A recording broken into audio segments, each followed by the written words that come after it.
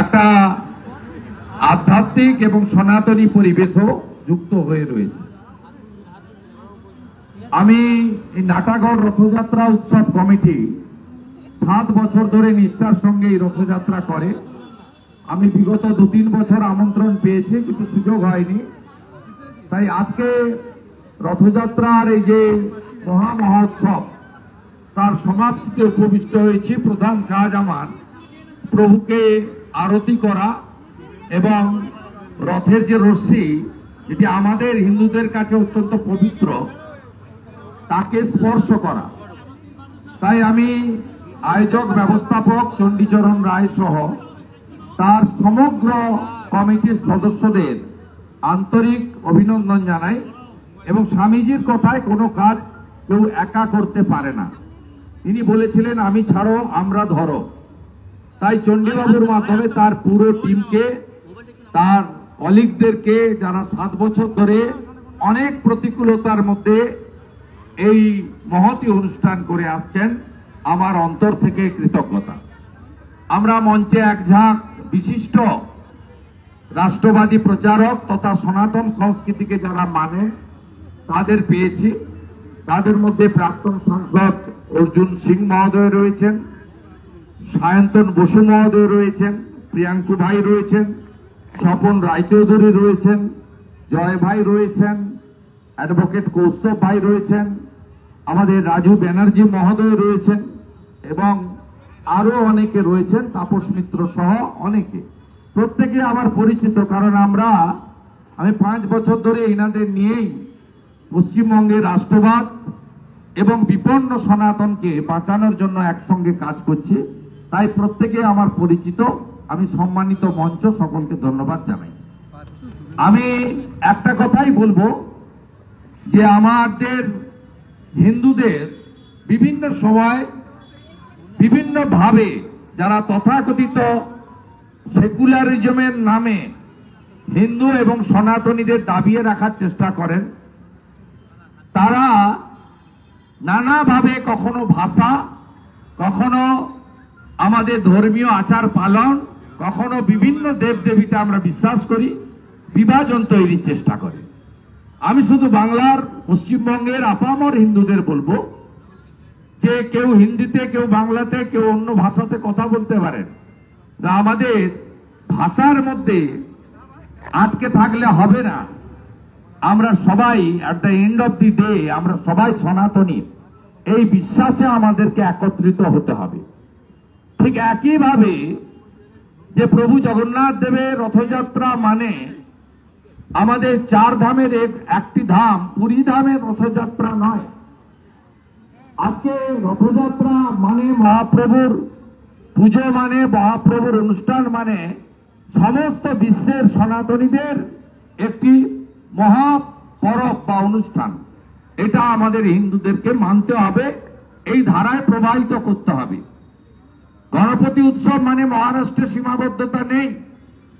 রামনবমী আগে এরা যারা তথাকথিত পাকিস্তানে ভারত আক্রমণ করলো কেন জবাব চাই, জবাব দাও। জল আটকে গেল কেন জবাব চাই, জবাব দাও। যে পার্টি, তারা বলতো রাম তো উত্তরপ্রদেশের ভগবান, সেটা আপনারা ভেঙে দিয়েছেন। 2025-এর রামনবমীতে 1.5 কোটি হিন্দু রাস্তায় নেমেছে। তাই আমাদের ব্রাহ্মণ, ক্ষত্রিয়, বৈশ্য, শূদ্র, ইস্কন, ভারত সেবাশ্রম, রামকৃষ্ণ মিশন, আর্য সমাজ, মত আপনার আলাদা আলাদা থাকুক, ভাষা আলাদা থাকুক, বিভিন্ন রাজ্য বিভিন্ন ক্ষেত্রে আলাদা আলাদা, যেমন আমাদের সবচেয়ে বড় পুজো হচ্ছে দুর্গোৎসব। আবার বিহার, ঝাড়খণ্ডে, ইউপির একটা বড় অংশে সূর্য দেবের পুজো বা ছট মাইয়ার পুজো বড় উৎসব। আমাদের এই প্রাচীরটাকে ভাঙতে হবে। প্রাচীরটা যদি আমরা ভাঙতে না পারি, তাহলে মোথাবাড়ি হবে, ধুলিয়ান হবে, শামশেরগঞ্জ হবে, মহেশতলা হবে। আজকেও আমি আসার সময় রক্ত দেখতে দেখতে আসছিলাম, হিন্দুদের রক্ত। এই কাছেই কাঁচরাপাড়াতে অরিজিৎ বলে একটি হিন্দু ছেলেকে আজকে অন্য সম্প্রদায়ের কিছু একটা উৎসব আছে, আমি নাইবা বললাম কারণ এটা খুব অত্যন্ত পবিত্র অনুষ্ঠান, নাম উচ্চারণ নাইবা করলাম। তা সেখানে দেখলাম অরিজিৎকে অস্ত্র দিয়ে কোপানো হয়েছে, যে অস্ত্র দিয়ে হরগোবিন্দ দাস এবং তার পুত্র চন্দন দাসকে কোপানো হয়েছে। আরেকটা ছবি কাছেই এসে 200 মিটার আগে পেলাম, এগরা থানার দোবান্দিতে, সেখানেও একজন হিন্দু গাড়ির চালক, তার ঠিক এই জায়গাটা রক্তাক্ত, রক্ত পড়ছে। এ জিনিস বাংলায় বন্ধ হওয়া দরকার আছে। বন্ধ তখনই হবে যখন হিন্দু তার একতা গড়ে তুলবে, ভাষা, মত, পথ, দেব দেবীতে, যাতে আমরা কেউ বিভক্ত না হই। যে কথা গোরখপুর মহন্ত পীঠের মহন্ত মহারাজ উত্তরপ্রদেশের মুখ্যমন্ত্রী যোগী আদিত্যনাথ বলেছেন, বাটেঙ্গে তো কাটেঙ্গে। একই কথা আরো সুন্দরভাবে দেশের যশস্বী প্রধানমন্ত্রী মহারাষ্ট্রে গিয়ে ছত্রপতি শিবাজী মহারাজের জায়গায় গিয়ে বলেছেন, এক রহেগে তো সেফ রহেগে, নেই রহেগে তো নির্মমতা কা সহিত কাটেঙ্গে।